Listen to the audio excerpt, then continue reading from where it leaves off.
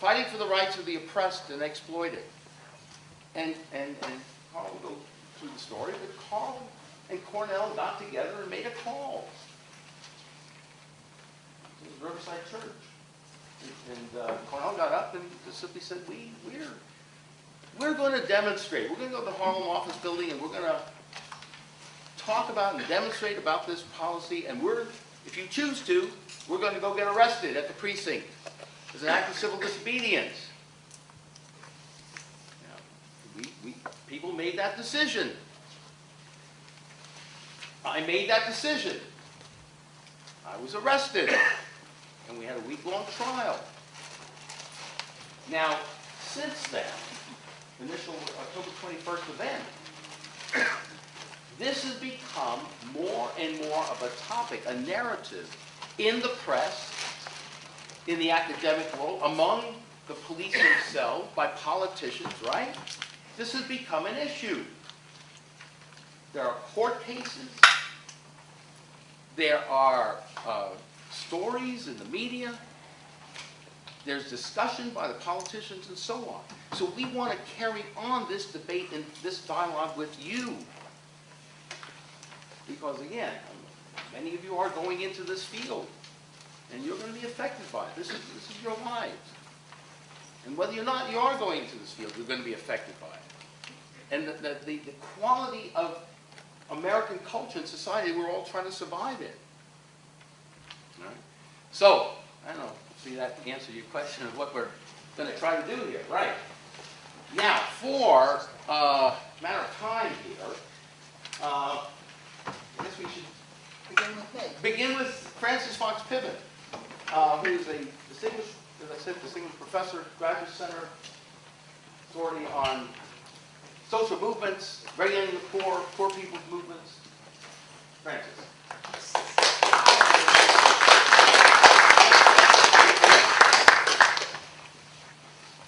As I explained to him when he asked me to come, I'm going to have to leave very quickly because this event was planned in haste and I had other things for this evening. But I am so glad to be here because, you know, this is a preparatory meeting. It's one of what I hope will be a sequence of meetings leading up to the larger meeting on September 13th to build a protest movement against the stop and frisk practices of the notorious New York Police Department.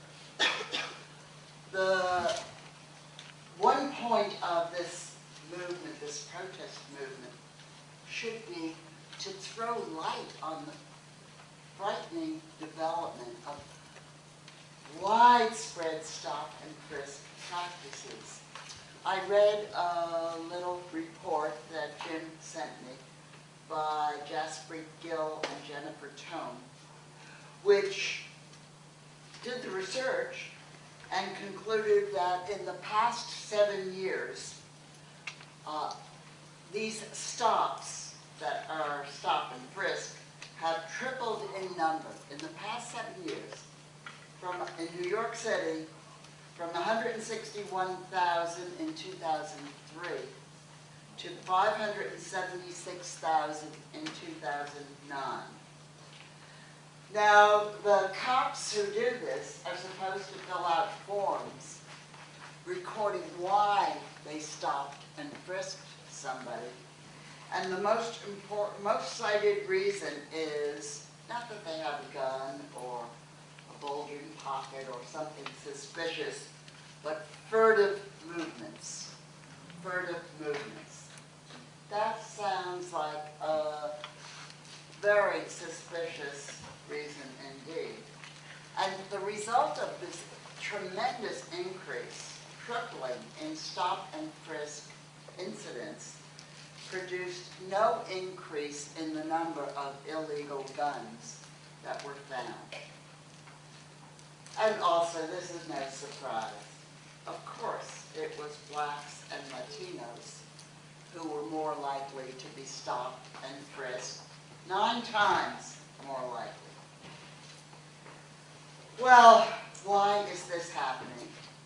And some of the reasons have to do with the history and culture of the NYPD when there isn't any citizen resistance to its tendencies toward brutality.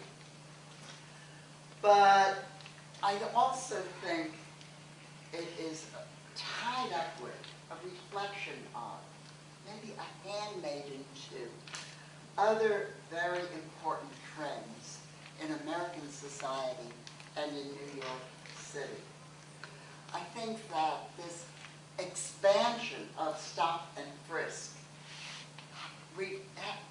goes along with, or is a response to, the deteriorating circumstances of poor and working people in New York City. You know, now in this country, a third of the population is poor or near poor, and near poor would be called poor in Europe. A third of the population. And especially, of course, the rates are higher among the African American and Latino population. Well, why is that happening? Well, partly unemployment, you will think, associated with the financial recession. But no, wages were going down among workers before the recession. Sinking wages. The campaign against unions that began 40 years ago. The shredded safety net. A kind of plunder of the institutions and the conditions which make working class life, or did make working class life, stable and decent in the United States. Now, it stands to reason that sooner or later people will come to think that these developments are illegitimate. They're illegitimate because some people, a small strata of people at the top, are becoming very, very rich, while the great mass of people are sinking down, getting poorer, and some of them are getting very poor indeed. That's, of course, what Occupy Wall Street tried to capture with their slogan about the 1% and the 99%. It is true that there are establishment explanations for why this is happening. They say, for example, that what's happening in the United States, in a sense, it can't be helped. It's the result of globalization. American workers have to compete with poor workers around the globe, they say. Or they say that there's this enormous skills gap, that American workers don't have the skills or the training to take the good jobs that are available. You know, these explanations are very, very dubious. For one thing, American workers are much better educated than they have ever been before. Sure, you should be better educated. We should all be better educated. But they are getting better and better educated, and their earnings are going down and down and down. I think the reason for the dramatic deterioration in the circumstances of so many people in the United States has to do with American policies and American politics. A politics of plundering wages, clawing back the wage gains that struggling workers made over a period of half a century, of demolishing their unions, of taking away even a program like welfare. Well, you can just hear it. Did you listen to any of the Republican convention? The lies that they told about how Obama wants to eliminate work requirements from welfare. I wish he did, but he doesn't.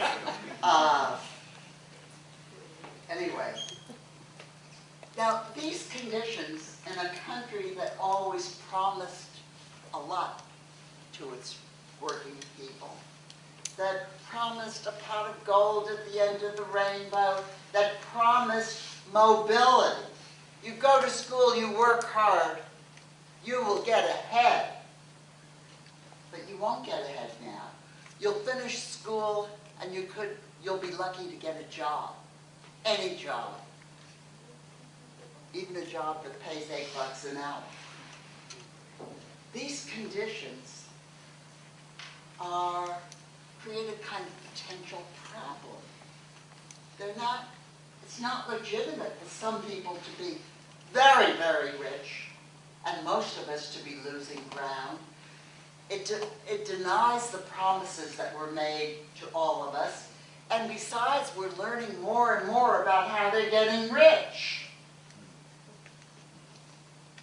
Maybe one way of trying to hold back, to muffle the protest, the rebellion that could occur under those conditions is an increase in social control. We used to call it social control when we wrote about it in the 1970s and 80s. But you know, this is military control. The incarceration of millions and millions of minority men who are no longer, they're not even useful to the 1% in the workforce because they can ship their jobs anywhere in the world and bring women into the workforce who are less, maybe they think less rebellious. Millions of people who are being discarded in prisons, and the partner policy to that is military control of low-income neighborhoods in New York City with a stop and frisk policy. That ought to be stopped. And I hope this meeting, other meetings, are the beginning of a movement to stop it. Thank you.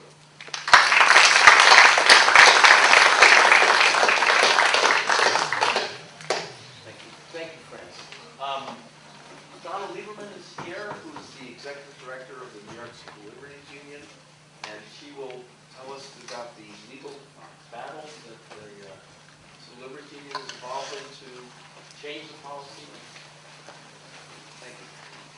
I'm sorry for being late, and I'm going to run early, but I'm delighted to be here. Because Jon Jay is my neighborhood school, and I think it's really important that we in the civil rights and civil liberties community be able to be here.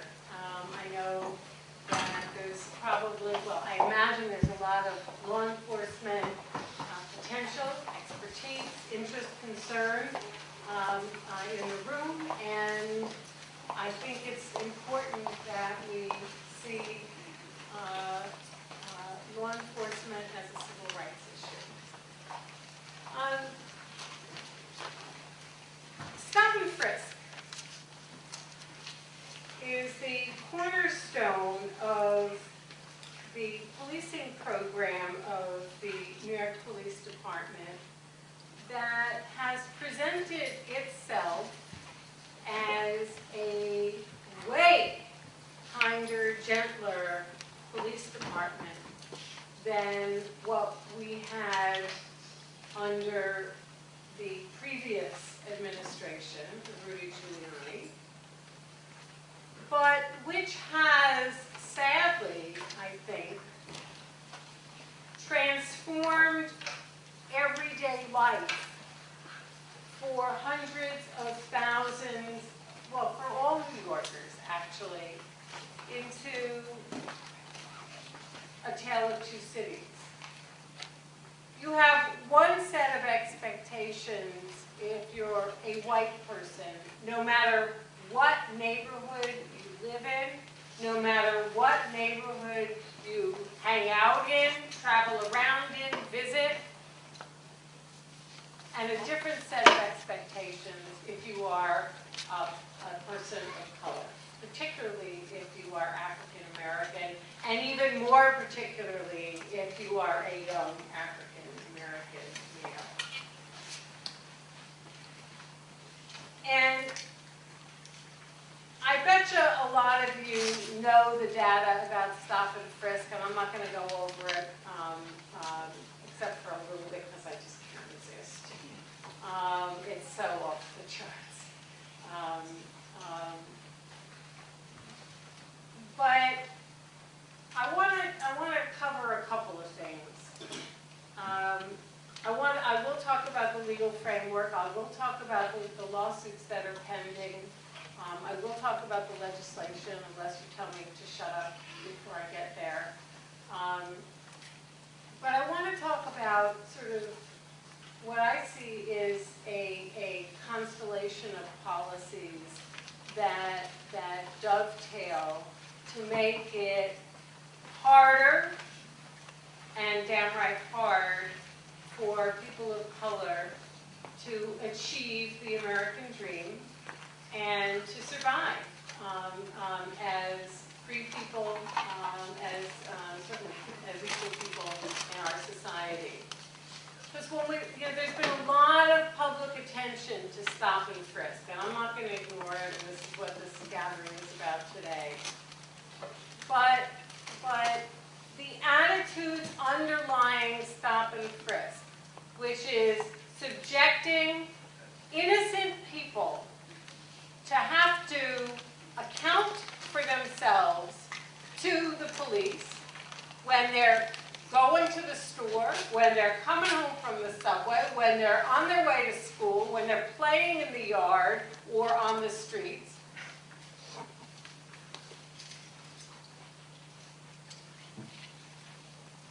That is justified to us as part of a safety plan. And to create an environment where if you're walking on the street and a cop comes up to you, your automatic reaction is more often than not to go like this. Which is also justified, and cops come over and just go, bloop. I swear, I've seen videos. Anybody ever seen it happen? Yeah. That's the environment that we have on our streets in far too many neighborhoods. That is not the only place where we see this kind of approach of government. We see that also, sad but true, in our schools. How many people here attended New York City public schools in the last decade? And how many people had to go through metal detectors in order to get into school? Wasn't that fun? Was it cool? Yeah. All right. And did it make you feel safer?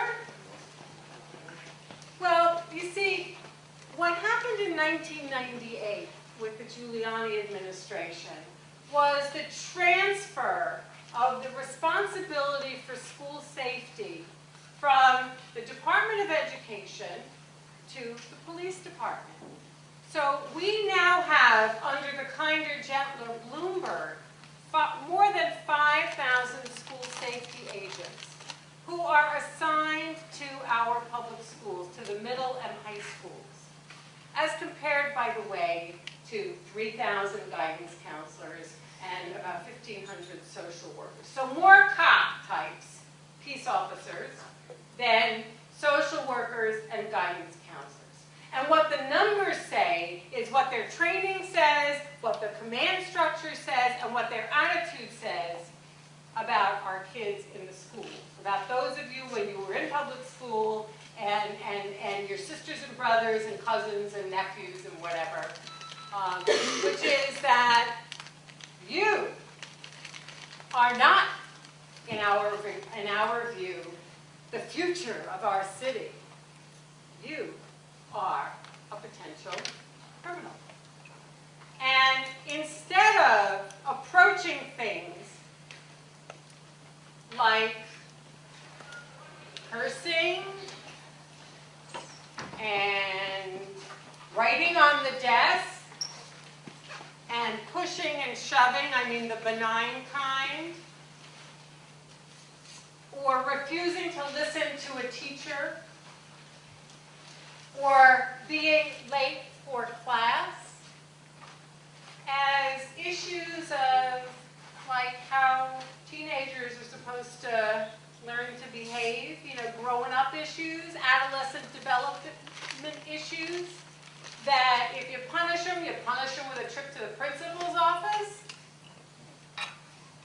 or with a really draconian punishment of, I will not, right? We punish the kids today, we teach them a lesson by throwing them into handcuffs,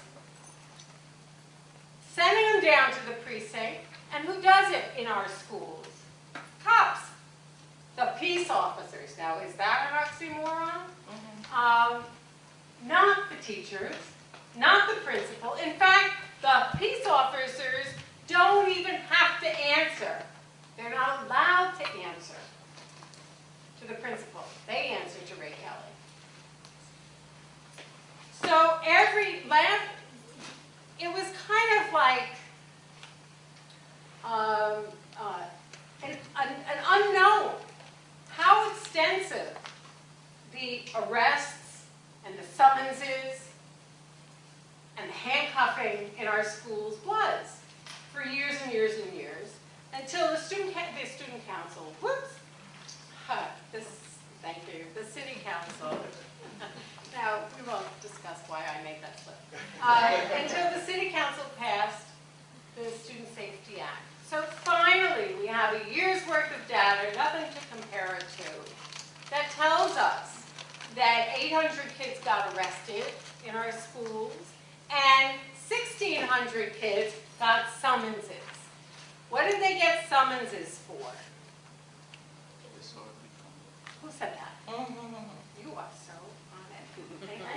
Supplant. The lion's share of the summonses were for disorderly conduct. Now, what's a summons? That's nothing, right? Nothing.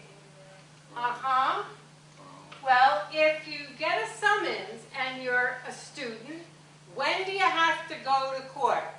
During a school day. Yeah, so you miss school. Okay. And I don't know about you, but I have a feeling that a lot of kids don't take a summons seriously and might not know that you could go to jail if you don't go to court to answer the summons. Ooh, bench warrant. And if they say you got to pay a fine and you don't have a fine, that's nothing for a 15-year-old. Well, 15-year-olds have $100 to throw around, right? So 1,600 kids a year for disorderly conduct, or 1,200 for disorderly conduct, are thrown into the criminal justice system. Yeah, it's nothing, just a summons, right? Why on earth are those cases not sent to the dean's office, to the principal's office? Okay? So, and there are schools, by the way, that used to be tough schools, that somehow got some great leadership, turned around, refused to have metal detectors, refused to treat kids like criminals, and get great results. Does the police department tout them as models?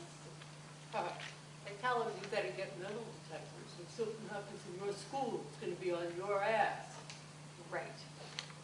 Do they try to develop constructive discipline models? No. And so the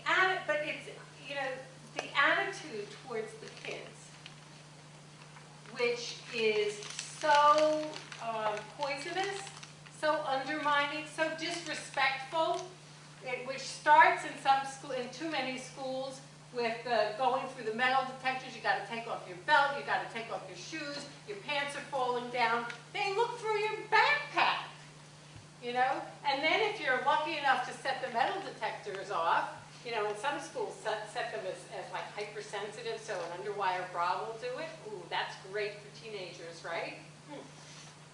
You get to be wanded, you know? No sexual abuse ever happens at the metal detector. Oh no, you know, nobody has like itchy fingers at the metal detectors. No problems there. But that makes our kids safer. Right, and makes them feel like shit, excuse me. And doesn't make our kids safer. Because, you know, when they transfer school safety from the DOE, which didn't do a good job, to the police department, which is just great, right? The Giuliani administration said, ooh, our schools are dangerous. Well, the year they convinced the Board of Ed to transfer, the Giuliani administration pulled a kind of fast one on everybody. They didn't release the school safety data that year on schedule. They waited. Why? Oh, because the numbers were going down. Right? It showed that there was less violence in the schools than the previous year. And when schools are successful at achieving educational goals on every level, graduation, attendance, college, college readiness, staying in college when you go there. When schools are successful, do they replicate? Do they look to see what they do right? So I think that, you know, and Mayor Bloomberg has this thing called the Young Men's Initiative. Have you heard of it? Mayor Bloomberg is not stupid. You can quote me on that. And, you know, and I think that he cares about, you know, the problems that are faced by particularly young men of color. And he created this Young Men's Initiative to help kids overcome the obstacles that they face. You know, my quarrel with the Young Men's Initiative is, hey, you know, what's it, body seal, we used to say, either you're part of the problem or part of the solution. Hello, you're part of the problem. You know, all we have to do is like transform policing. And you know, a huge chunk of the problem would go away. So I wanted you to know a little bit about what's happening in our schools, because, by the way, the data that I bet you Dolores is going to give you, right, doesn't include that, because those guys don't fill out the forms, and we don't know the stop and frisk numbers in our schools. And the data about the racial disparities in terms of summonses in our schools doesn't come through because the police department doesn't report it. I can guess, and I would probably bet the ranch if I had one on it, how the data will play out. But the numbers are not being given to us. So, stop and frisk. You know, I believe in stop and frisk.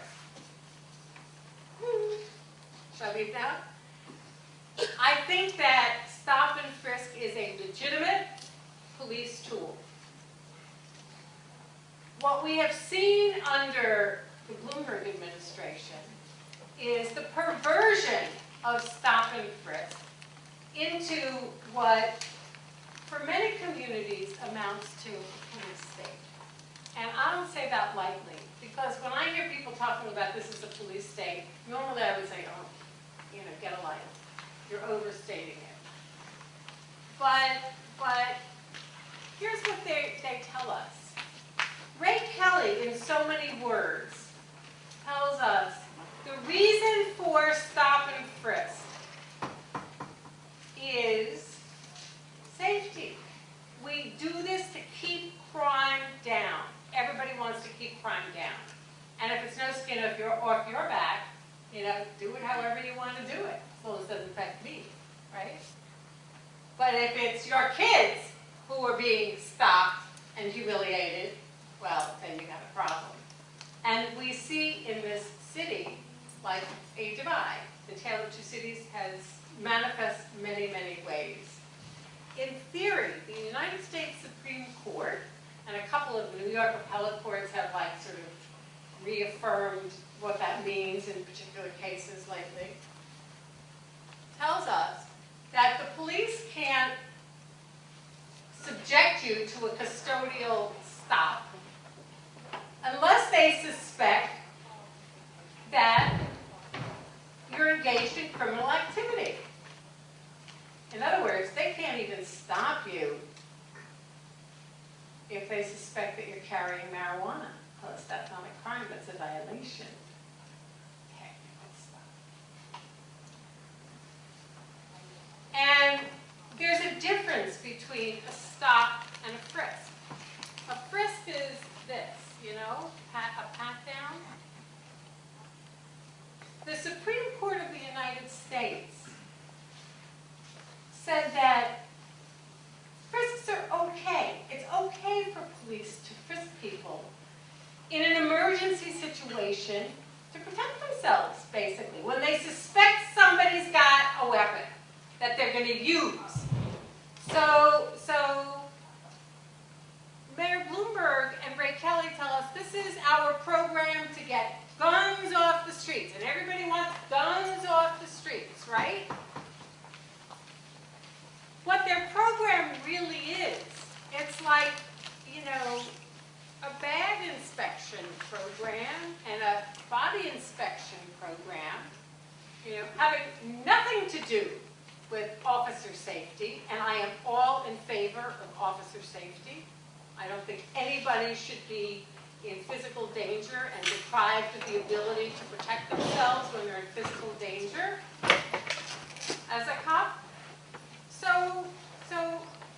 But they're not, that's not the standard that they're applying. Because if they were, then my respect for the individuals in the New York City Police Department would be in the toilet. Why do I say that? Because if they're following the legal standard, and a little more than half the stops result in a frisk, a pat down. In other words, the legal standard is suspicion of a gun. Less than 2% of those stops and frisks turn up a gun. So, you know, Michael Bloomberg made his name as a phenomenally successful and rich businessman. You don't get ahead in business, I think, by doing programs that are ineffective, right? This is one of the most ineffective programs you could imagine. If your goal is to get guns off the streets, this is an unmitigated disaster. So purely, forget about human rights, right? Forget about that. Less than 2 in 100 successes? You gotta be kidding me. And on the stops, the custodial stops, not the hi, how you doing? How's your day? I'm the NYPD, nice to meet you. No, that's not what I mean. I mean the up against the wall stops. In those cases, where you don't have to suspect a weapon, but where you do have to suspect criminal activity, 0.15 of the stops result in uncovering a weapon or a gun. 0.15. That's like 1 in some ridiculously several hundred numbers. So either the program is not about getting guns off the street, at least not directly, or those guys are really incompetent. And I think that if there's one thing you can say about Mayor Bloomberg, he was a good businessman. And I don't think that the NYPD is that incompetent. I think that we have some great people on the NYPD. I think we have a lot of smart people on the NYPD. I think they have good instincts. Probably, certainly better than 2 and 100, or 0.15 and 100, depending on how you're looking at it.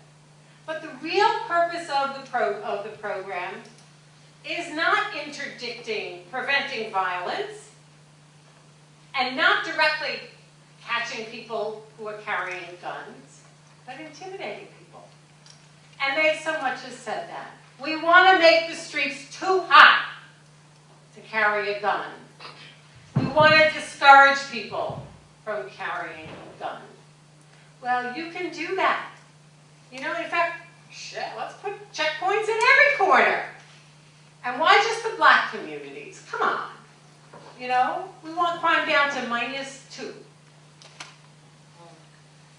Well, then you know they'd never get away with it. Remember when Ray Kelly's kid was arrested, you know, and charged with wrong? Ooh, that was bad. People were shocked.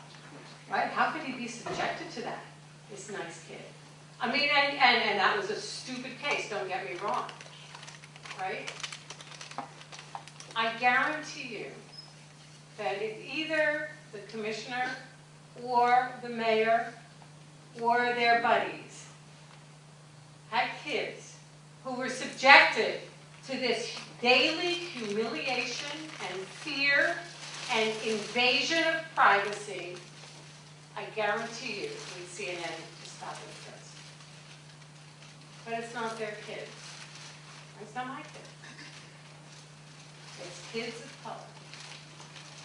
And you know, Stephen Colbert had a field day with this because in 2011 there were, I think, about 168,000 stops of young men of color between the age of 14 and 24, which is higher than the population of young men of color. Maybe it's just African American men between those ages. Right? It's higher than the population of African American men between the ages of 14 and 24.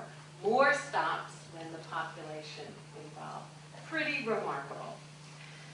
So we've got a bunch of lawsuits going on.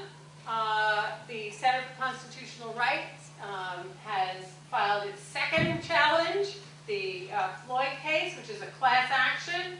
And if ever you wanted to read a legal opinion and feel like it was worth the hassle to read it, that's an opinion by Judge Scheinlin granting them class status. It's worth reading because she talks about the facts. She rejects the city's cavalier attitude towards the inconvenience it causes people to be stopped by the police for doing nothing wrong, and calls them to task. So that's one. There's another lawsuit we call the Tripp case in my office, which was settled by the NYCLU. That's the case challenging the use of the Tripp program, you know, the perversion of the Tripp program by the NYPD as a vehicle pretext for stop and frisk. Tripp is the taxi cab, delivery cab safety program, where the cabbies put decals in their window, says, you know, pull me over, I'll talk to you, you know, I want you to check on me. And so what they were doing is pulling cabs over, talking to the drivers, everything okay? Oh yeah, everything's fine. Talk to the passenger, everything okay? Fine. Could you get out of the cab, please? Right? They used it as a pretext for stop and frisk. So they agreed that they will not do that anymore. We'll see. So if you have any complaints, tell us, because it's really important. You know, when you settle a case and you get what you want, it's like, you know, it's only half the battle. You've got to pay attention. If it's still going on, we've got a problem, Houston, and we've got to deal with it. There are two other cases I want to tell you about. One was brought by the Legal Aid Society and the NAACP Legal Defense Fund about the Vertical Patrols program. The other was brought by the NYCLU and Latino Justice ProDef and Bronx Defenders challenging what's called the Clean Halls program. These guys are cousins. Vertical Patrols is in public housing. Clean Halls is in private residential facility buildings. And basically, the police could get authority to patrol buildings to make them safer, landlords sign on, to protect their tenants, and the police use that as a pretext for arresting people, or searching people, for arresting people and stopping and frisking people and searching people for hanging out on their own stoop, for being in their own hallways, for visiting people without proof that they have permission to be in the building, for coming home from school, or for being on the block where a clean building is, or for emerging from one of these buildings. Moms tell the story about how they literally, the teenager is supposed to call when he gets near the house, and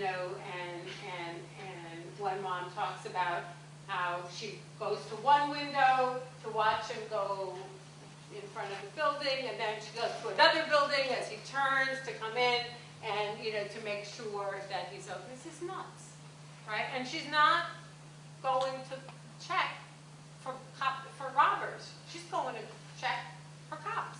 As Al Sharpton says, we got to protect ourselves. We have to worry about violence, not just from the robbers, but from the cops and the robbers. It's kind of a ridiculous situation. And kids are picked up and have summonses and thrown at them. They're hauled into the precinct. They're strip searched. They're strip searched after a stop and frisk when it turns up nothing. Sometimes. It's nuts.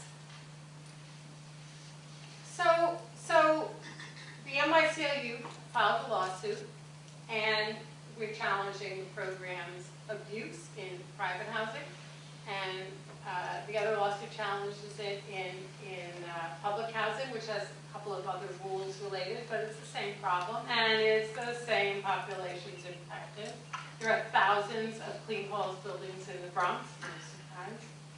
And the good news for us, bad news for the city, is that all of these cases, which involve the same similar legal issues about stop and frisk and the Fourth Amendment, and equality before the law, are in front of the same judge, and she gets it. So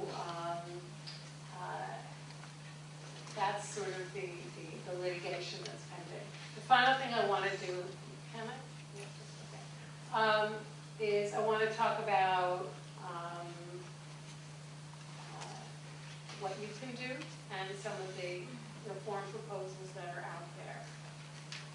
Before I talk about the reform proposals, I just want to say, I don't think that any change in the law is going to put an end to the abuse by itself.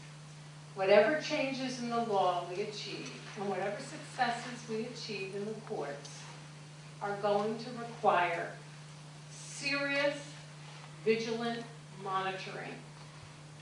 And I am so glad that we have a mayoral election coming, and that every mayoral candidate has been bombarded with community concerns about these appalling practices. Because we need to be sure that the next administration really is committed to a police force that is charged with enforcing the law and that doesn't act as if it's above the law, which is what we have right now in New York City. There's a legislative package that has been proposed and introduced in the City Council. Jumaane Williams, Brad Lander, Melissa Mark-Viverito are among the leadership of the council pushing these bills.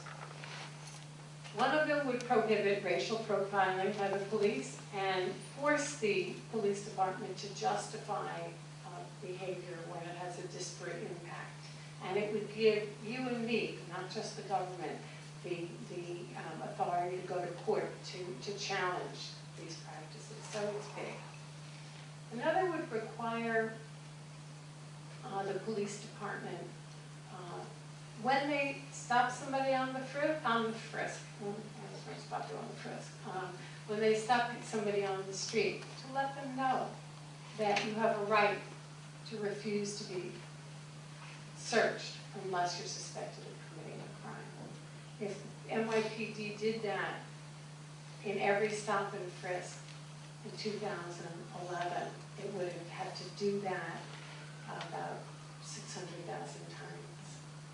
Because I guess the one figure I'll steal from Dolores' thunder is that we know that only 10%, 10 to 12% of the stop and frisk result in either an arrest or a summons. So we're talking 87, 88% of 677,000. You do the math. So that's one provision. Another is kind of cool and easy, which would require police officers to carry a card, you know, you got a business card, and give it out to identify themselves to people with whom they interact on the street. It seems like kind of a no-brainer, easy, right? And it would eliminate that flashpoint that often happens. I want your name and badge number, you know, cover it up. You know, if that were routine as part of the training, it would not only like be good for the public. I think it would also be cool for the cops. You know, here you want my card? You know, fuck you or not fuck you, but like here's my card. You know, sorry, I hope I don't offend anybody.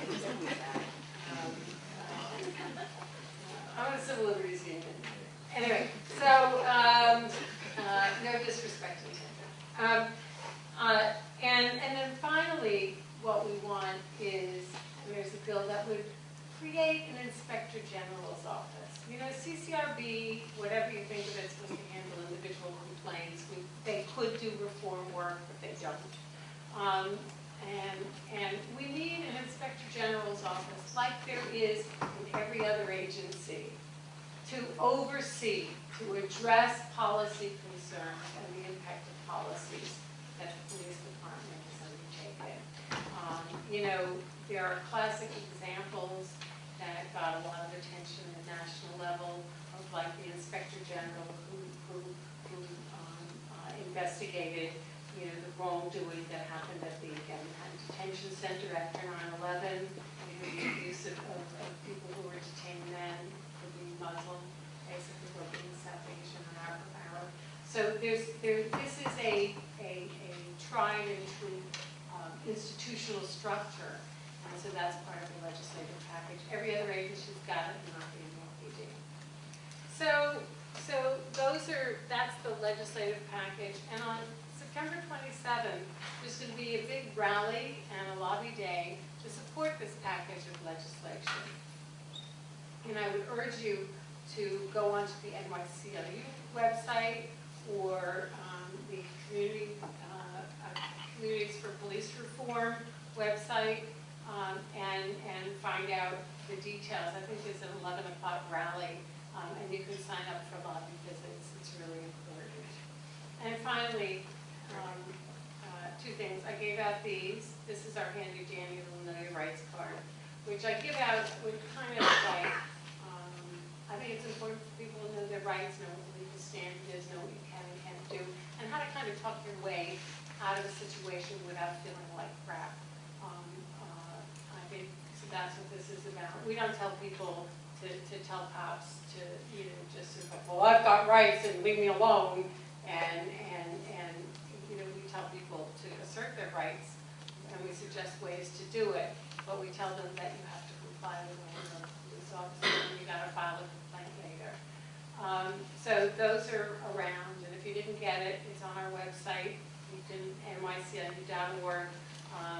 What to do when you're stopped by the police. Whoever wants this one, it's my next one. You can have it.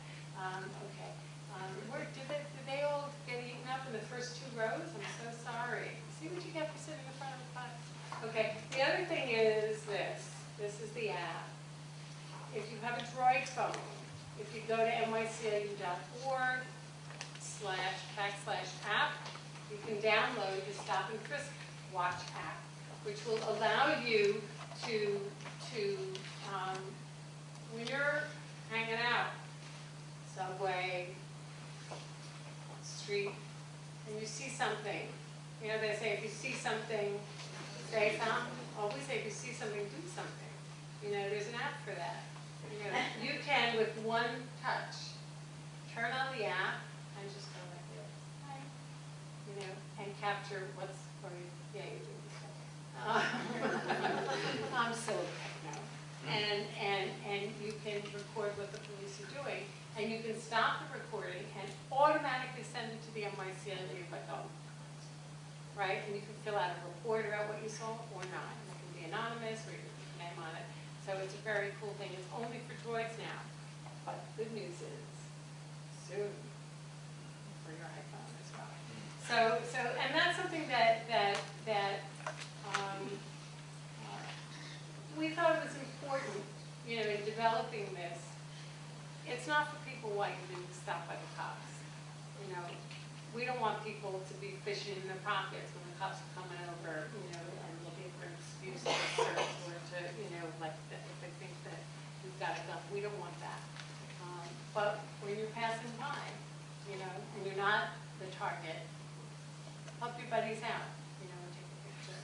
I think there's a lot of potential there, and a lot of people are really excited about it. So I'm sorry for talking too long.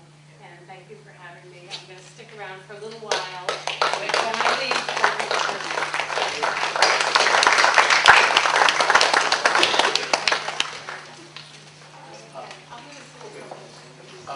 Carl, will you talk about the resistance policy and about September 13th?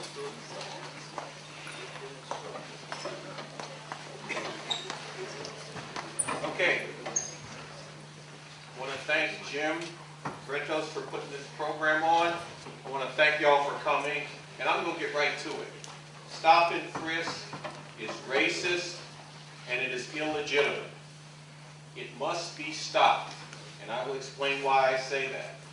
And I'm the kind of guy, when I think something needs to be stopped, I feel like that means I got to stop it. And like Jim said, last fall, Cornell West and I issued a call for a campaign of civil disobedience to stop and frisk.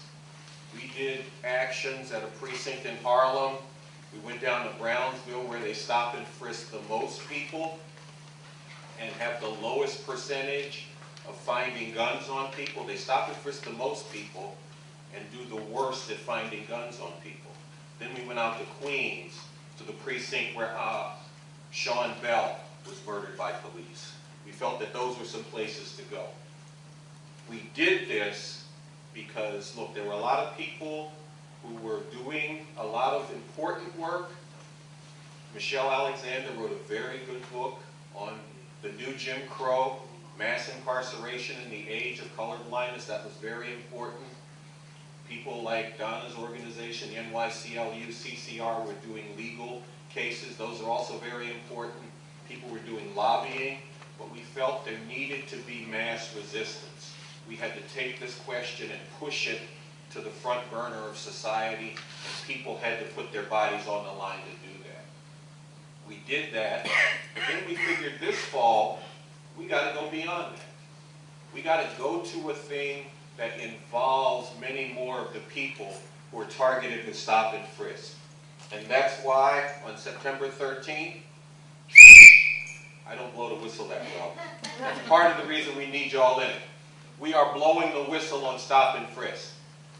On that day, thousands of people all across New York City are going to have their whistles, and when they see something, like Donna said, they're going to do something. And that's what they're going to do. They're going to blow the whistle. Now people say, blow the whistle, what does that do? That alerts the community. That lets people know that something's going down. And they'll like, what's going on? They'll be looking. Some of them will know because the word has been out. Others of them will be like, why are you blowing that whistle? And then you tell them, I'm blowing the whistle because the cops are interacting with somebody and we should watch. Doors are going to open. People are going to come out. Windows are going to open. People are going to be looking out. And that is a very important part of what we need to take on the abuse that the police bring down. See, and I said stop and frisk needs to be stopped. I said that because police, as police, are empowered to intercede with people who they witness committing a crime, or who they suspect of committing a crime. They do not require an additional policy to do that. What they do under this additional policy, though, of stop and frisk, is, let's just look at the numbers. They stop people who ain't doing nothing wrong. Donna cited the number of 10 to 12% of the people that they stop get either arrested or written up. That means 88 to 90% of the people they stop, they can find no reason to even write tickets for. But then let's talk about that 10 to 12%. What were they doing that got them arrested or cited? Well, I can tell you what some of it is. I have talked to kids who have come off the basketball court, you know, sweating, dribbling the ball, talking about the shots they hit, talking about how they stuffed somebody's shot and laughing and joking and, no man, you didn't get my shot, all this kind of stuff. Cops roll up on them, push them up against the wall. One of them turns around and says, "Why are you doing this to us, man? We ain't do nothing wrong." That kid got arrested. His friend said, "Well, wait a minute, why are you arresting him?" That kid got arrested. That's 2 of that 10 to 12% that got taken down. When I got arrested in Queens for protesting stop and frisk, they held us overnight. They were going to give us extra punishment, so we went to Queens Central booking. There were 45 people in there with us, about 12 of us on the male side, 45 other men in there with us. 20 of them were people who were arrested in stop and frisk stops. 4 of them were arrested because they did not have an ID on them. When did we move to South Africa under apartheid, where people of color had to have their pass to show the police they had authorization to be on the street? Because that's what that is. I got to show the police a driver's license or some other acceptable ID to keep them from arresting me. That's the crime I committed. I did not have an ID on me. But that's what some of the people were there for. Other people were there for mouthing off. I got rights, like Donna said. You tell a cop you got rights, they will show you that they don't feel you got any. And they got the badge and the gun. That's what we're dealing with. And this must be stopped. That's why last fall I got arrested a few times, but that's also why this fall we have called for blowing the whistle on stop and frisk. We're getting whistles out all over the city. We've been in Harlem. We've been in Brownsville. We've been in the Bronx, going out to Queens. Folks in Staten Island are saying, y'all need to come out here. And we're saying, well, I don't know if I can get across to Staten Island, but we'll get you the whistles and flyers, and y'all pull something together there. And on this day, people are going to do this wherever they are, wherever you happen to be. Students from City College are going to come out of City College blowing their whistles. They're going to go down the hill because they understand there's high schools down there, and high school students get treated like crap in school, and then they get treated like crap when they come out of school. The cops are like on a cattle drive, herding people. 2 kids stop to talk on the corner. You can't stop and talk here. You got to get out of here. The school's empty into a park. Now, you know what I might be tempted to do on a nice warm day if I get out of school and I'm near a park? I might want to go in the park and sit down and talk. I might want to do something else, but a park is a nice place to hang out and kick it. Well, not if you're a high school student who has just come out of school at 135th and St. Nick's next to the park, because the cops will tell you, you can't stay here. You will be arrested if you don't leave this park. And the only way they can avoid that, and at times I just do this, I go in the park and I stand near some kids and I say, they're with me. And sometimes the cops leave them alone. Other times they mess with me too. Because it ain't just young black men. It might be mostly young black men. But they mess with older black men too. I talked to a 67-year-old guy who had his 3-year-old granddaughter and 4-year-old grandson coming out the bodega. He got stopped and frisked. The cop said somebody committed a robbery and he was black. And the guy was like dumbfounded, angry, not sure what to do. And what got him out the situation was the bodega owner was like, This is my best customer. Why are you messing with him? But you know, I don't think there were too many cops, robbers going around with a 3-year-old and a 4-year-old in tow. It's not a question that he fit the description, except that the description was black male. Stop them, disrespect them, harass them, and often brutalize them, because the New York Times did a write-up where they talked about the parts of the city where there was the most violence associated with the stop and frisk. So here you are, you're not doing nothing wrong, cop steps to you, they generally do not step to you respectfully, they harass you, and you say the wrong thing and they might beat you down. And then we should also remember Marley Graham, a young man who lived in the Bronx, who the cops say had a suspicious bulge in his waistband. And they followed him to his house, kicked the door down, ran up to the bathroom where he was and shot him dead while his grandmother and his 6-year-old brother looked on. That suspicious bulge that they thought they saw, they could find no gun in the apartment. So it wasn't a gun. Someone has claimed that there was $10 worth of marijuana in the toilet. Now, that's the police who leaked that information. But if they did, the authorities should be stepping to them and saying, you were wrong, and I don't know why you leaked this information, but what you're leaking is that this person had a legal amount of marijuana on him. And if you thought that's what he had, you shouldn't have been messing with him no way, because that ain't no crime.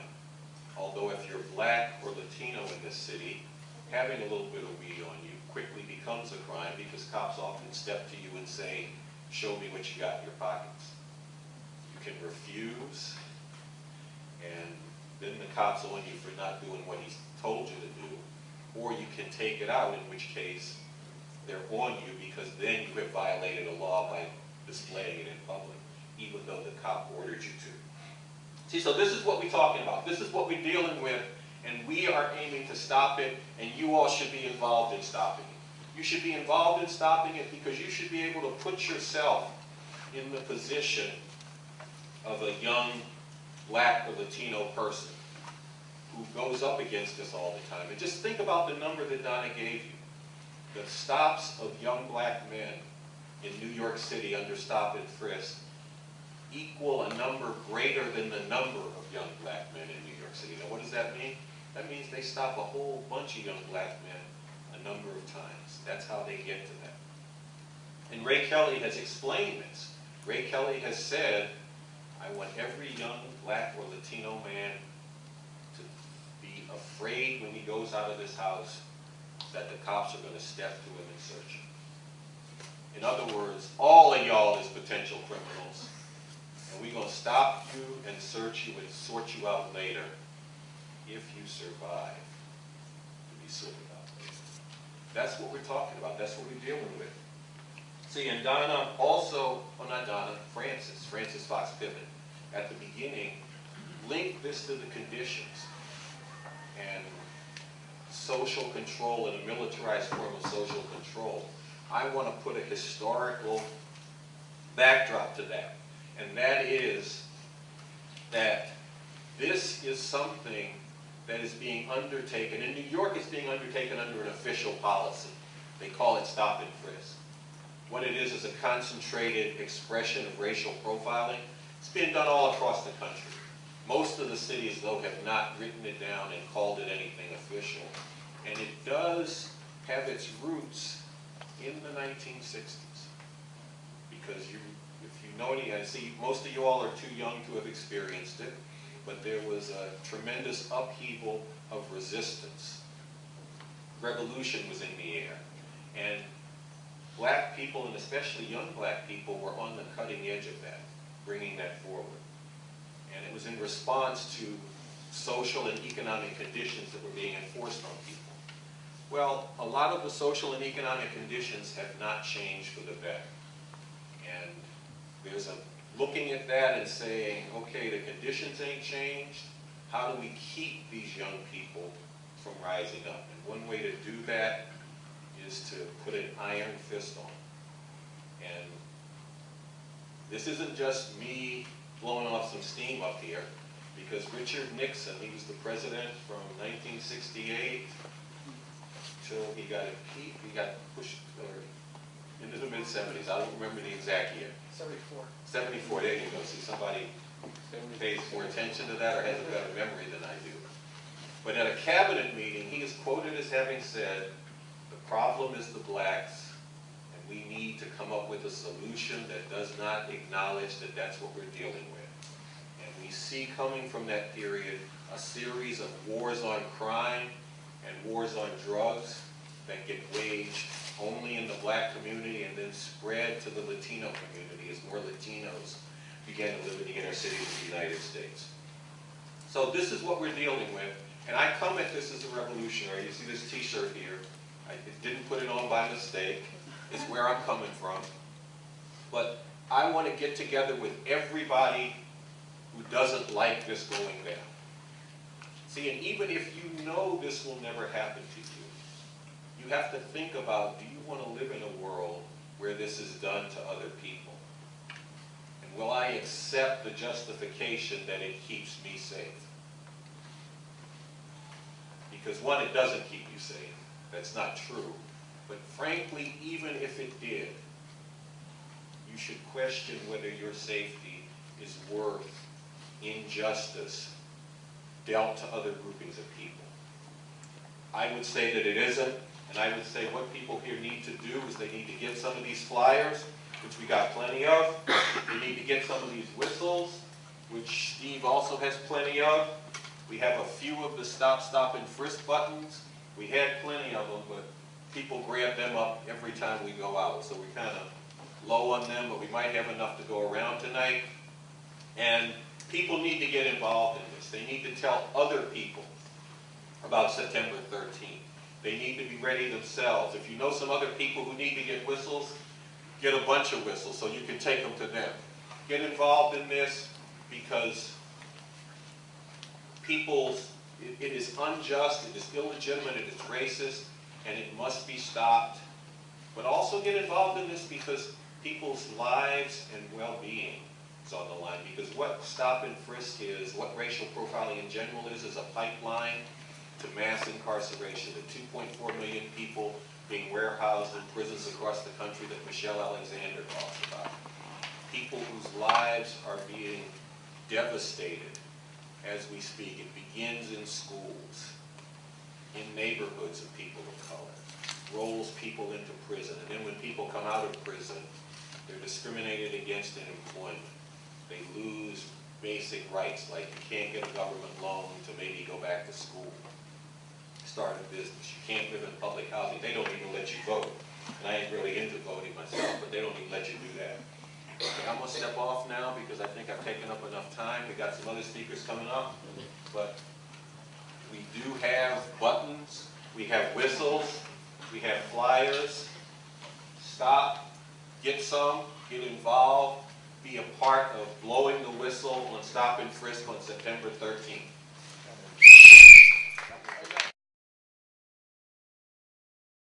Thank you, and I want to introduce my dear brother.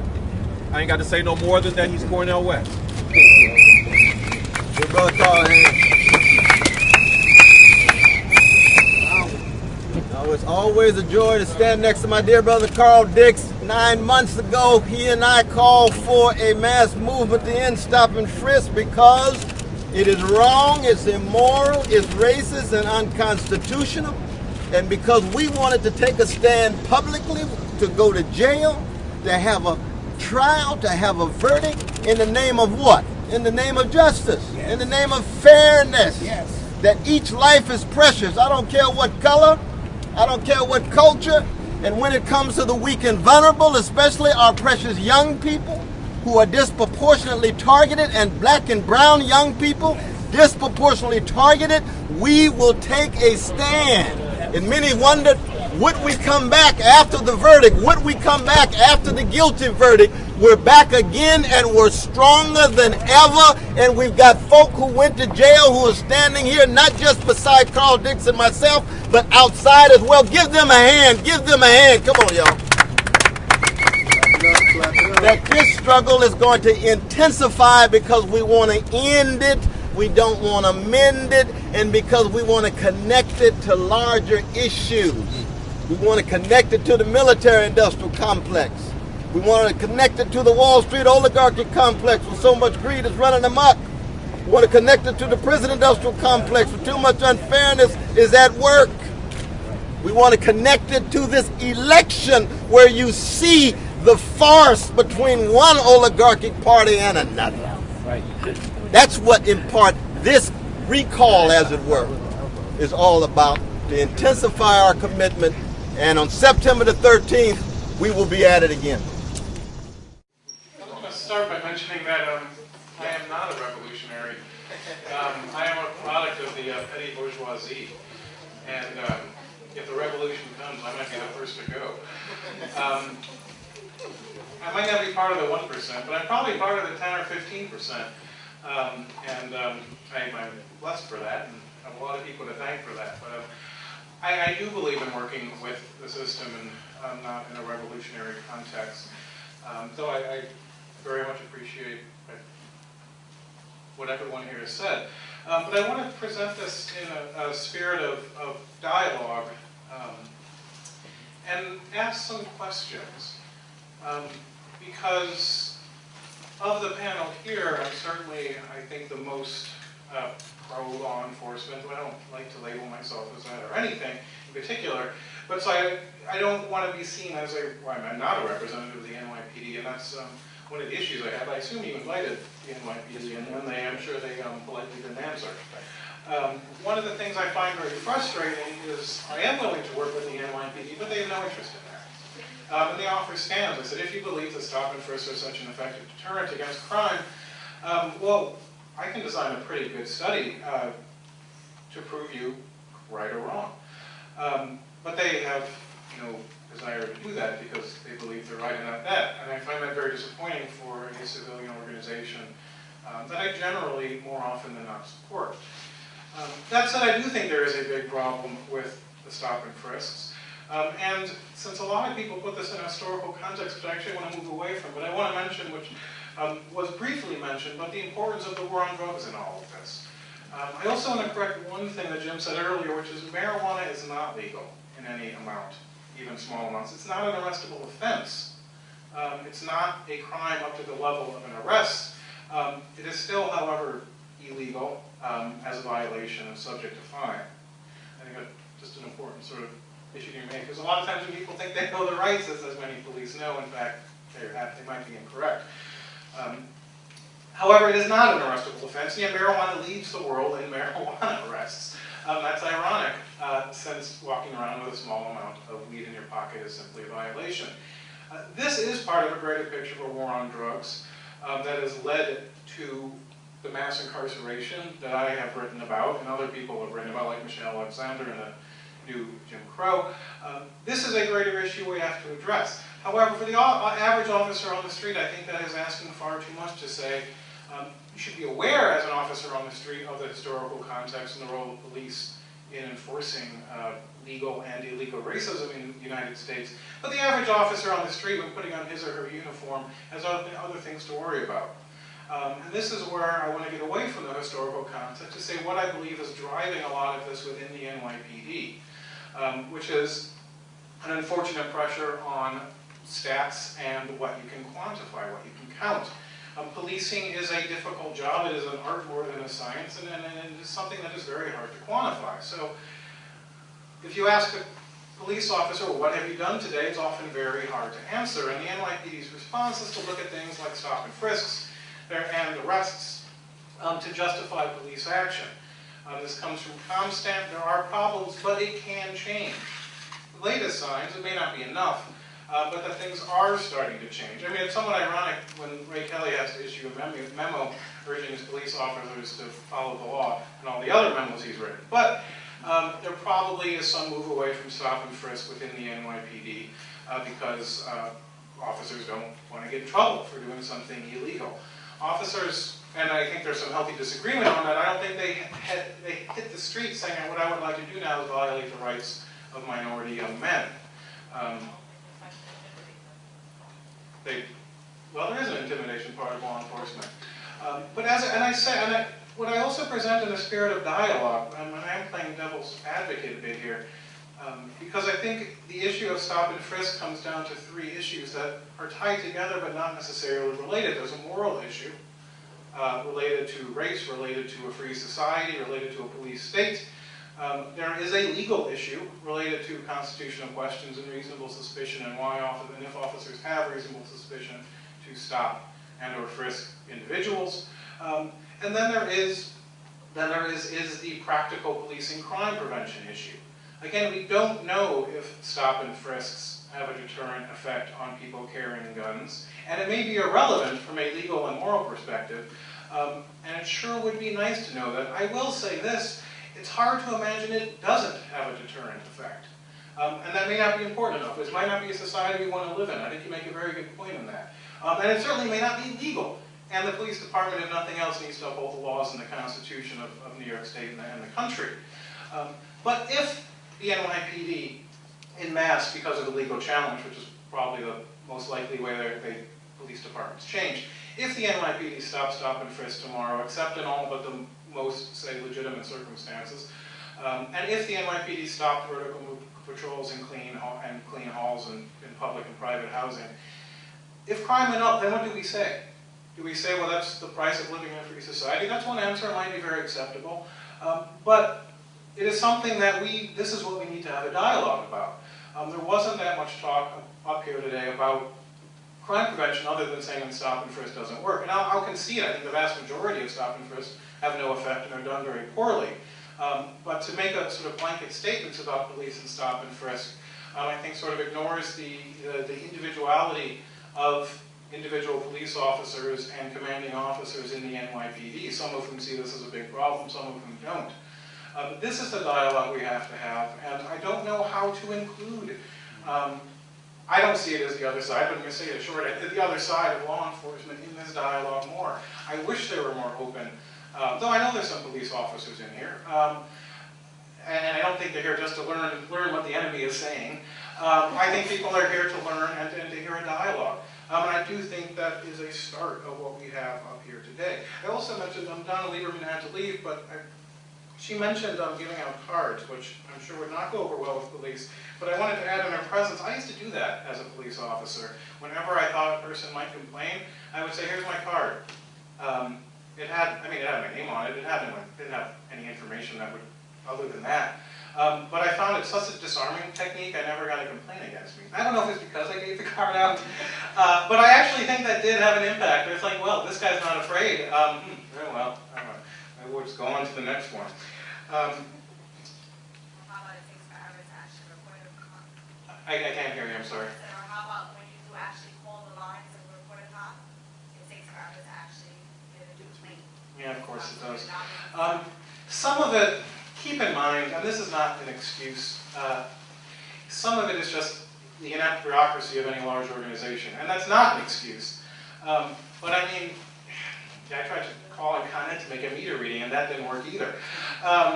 The NYPD needs to get their act together. It doesn't surprise me. I'm not happy to hear that. But I don't think it's part of a vast right-wing conspiracy. Though I may be wrong. I've been wrong before. Finally, I want to address sort of the issue, and I asked my class about this yesterday, few of whom are still here. I said, well, what the hell should I say? And I got some good ideas, which I'll now steal. But I do that a lot in life, by the way, just taking from my students. I've been stopped, I haven't been frisked. I'm very good at talking to cops, however, and I'm white. I'm the only New Yorker that loves getting stopped by cops because I see it as a research opportunity.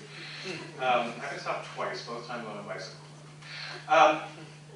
There is an issue of training, and this sounds mundane in the grand scheme of revolutionary causes and social injustice in America. But I think a lot of the problem comes down to cops being rude. And I'm not quite certain how to change this, but there is a bulk of stop and frisk where people go, look, if in fact there was a robbery, and hopefully a more thorough description than just the race of the individual, if you're doing your job, I can live with that. I may not like it, but I understand you have a job to do. But cops are too often rude, in a way because they can get away with it. It's like the DMV, except with the power of arrest and a gun. This can change gradually, slowly, and with great difficulty. And I don't approach this, I personally don't approach this from a civil rights perspective. I approach this from a policing perspective. It is bad policing to be rude. You are making life tough for the next cop. You are making life unsafe for yourself. The gift of gab is a wonderful thing. These are things that can be addressed within the police department. They should be addressed within the police department. Personally, I am not the one addressing the police department, but I want to present this as alternative forms in which we can improve the relations between police and the community, short of revolutionary action, quite frankly. I will leave it there and thank everyone. Do you have are you going to have some concluding statements, or should I? Oh, I'm sorry. I just,